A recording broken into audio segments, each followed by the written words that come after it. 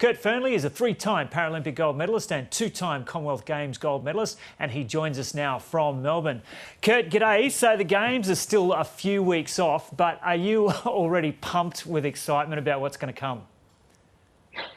Joe, I was excited the moment that I saw the Australian uniform walk through the opening ceremony of the Olympic Games because, look, first of all, the Olympics has been amazing. What incredible competition, humility, just a genuine approach to sport. And I think a real recognition in the moment that we are right now.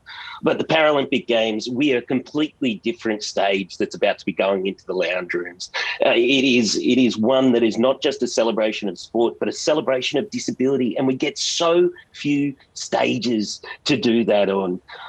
Look, honestly, I haven't slept a lot over the last 2 weeks, so I'm going to get a good 13 days of sleep. You're supposed to be hosting a podcast. You're supposed to be getting good enough sleep. I hope you'll be up to the job of doing this podcast. I will be with Georgie Tunney, the wonderful Georgie Tunney. I'll be hosting You Little Ripper, an ABC podcast that will be giving a daily wrap of all Paralympics. I'll be also hosting it on I don't know whether I can say the broadcaster that's hosting it. I don't want to ruin my 1+1s on ABC. They might pull the contract.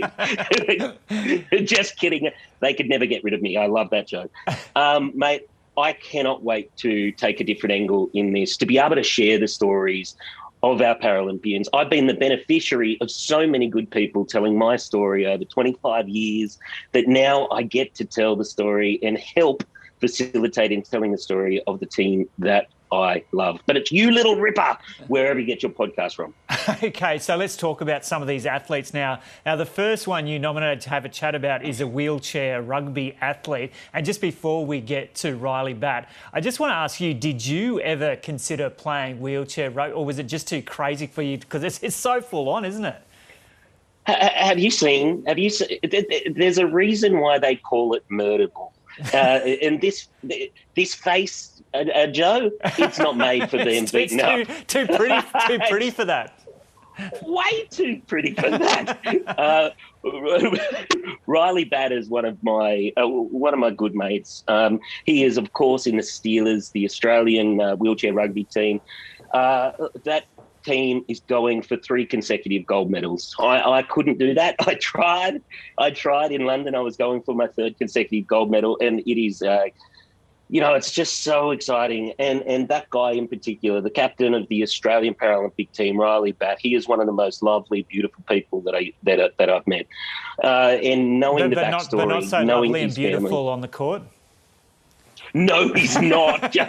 He is terrifying. He is hands down the most terrifying human I've ever seen in the green and gold. But I just cannot wait to see.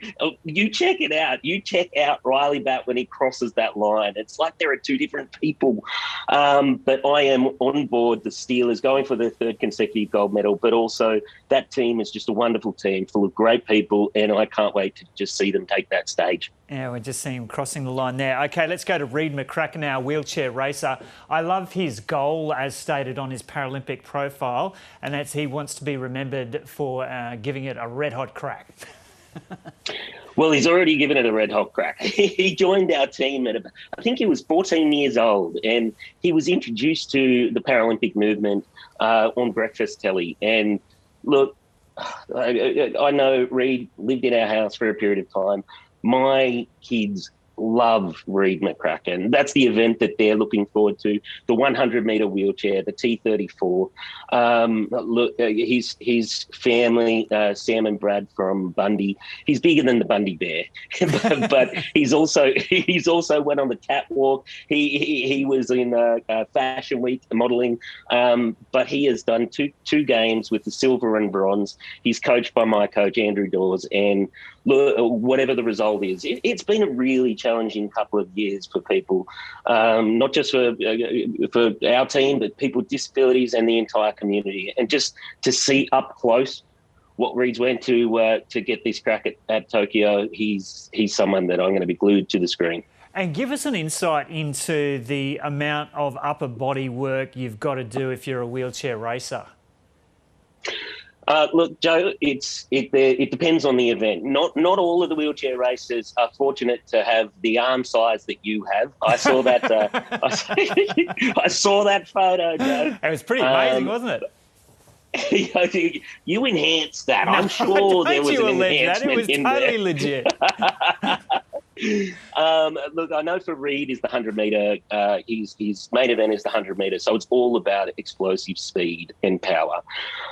So I was speaking to him just the other day, and that first 10 metres, it's just been a focus of his. Yeah. So it's all about being able to be powerful for that 10, 12, 14 seconds.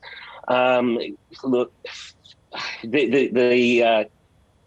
one of the other things is when I think about Reid Mccracken's story, and this is the time that we are in now. Reid lives in Newcastle near me. His partner lives in Melbourne. His family live in Bundaberg. So even just having contact to his support network over this last 12 months has been really challenging for him. So that's another kind of added tale to the story that each athlete is bringing to this start line. But he has been training well, and he's got the greatest coach for wheelchair racing that the world has ever seen. So I can't wait to see what happens there. And Kurt, you mentioned Newcastle there. Is it are a lot of these athletes still in Australia, presumably? And is there a danger that some of them won't be able to go because they're in lockdown areas? Or is that still up in the air? Look, athletes go in two different ways. Some of them require to have as much information as they possibly can, and then they can control everything that they can have on their table. Others have trust and faith in the administration and the processes behind getting that team in. I have 100% trust in the organisation that is Paralympics Australia. Yeah.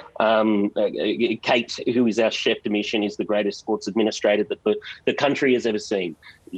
She will do everything possible to make sure that this team arrives there.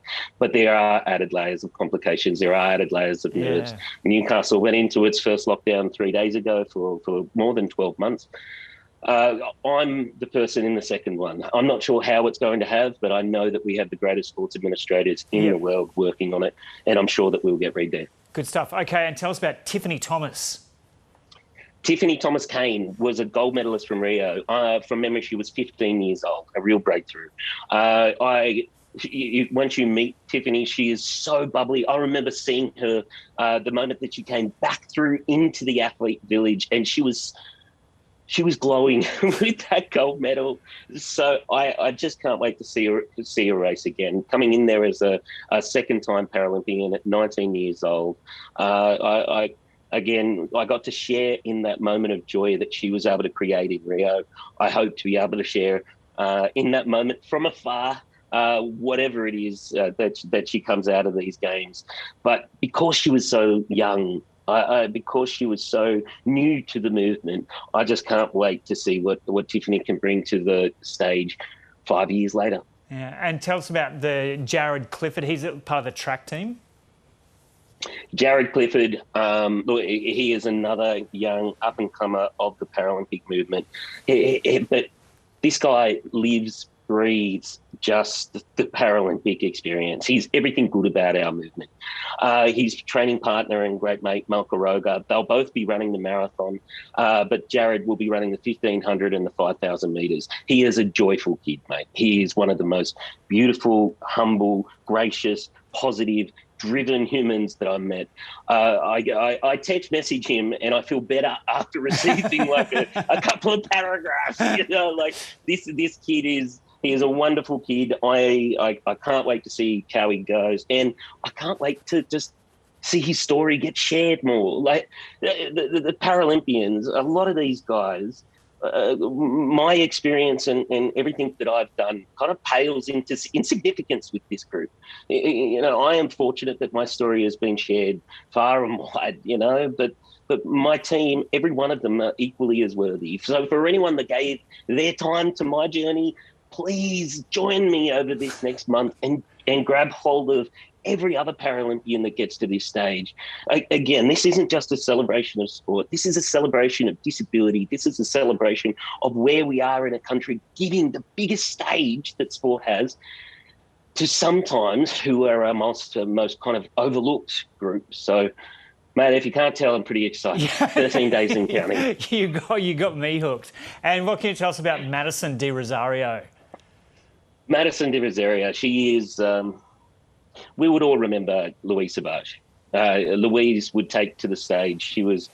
She is one of our greatest Paralympians.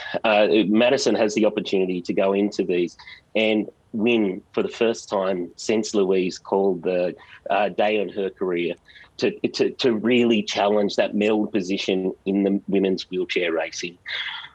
Oh, look, Madison's already a veteran. She's already had, I think, 3 games behind her.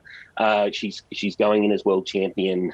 And still coached by the great Louise Savage. So you see all of these chapters being written, but this is kind of like a potential rewrite of a chapter that we're so familiar with. And just, one of many, but I could keep going. Millie Tapper, Denny Tatoria, who is the captain of the Australian team and table tennis player. We've got the Dylan Alcott, who's going for a golden Grand Slam in the tennis, the rollers and the gliders, the men's wheelchair basketball and the women's wheelchair basketball team. But I could go all day, Joe, all day.